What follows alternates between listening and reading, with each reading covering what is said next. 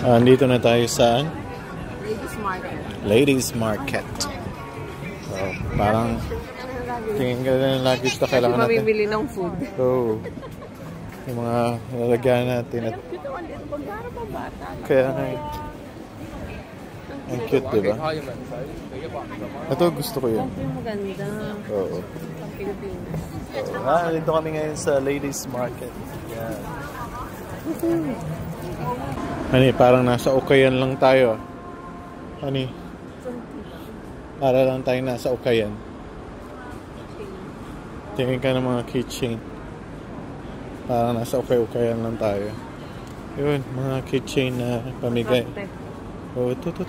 Maganda. Ayan, Oh, Reps magnet. $10. Keychain. Fish. Ito, this one. Kung kailangan tumawad ka, half the price. Hello?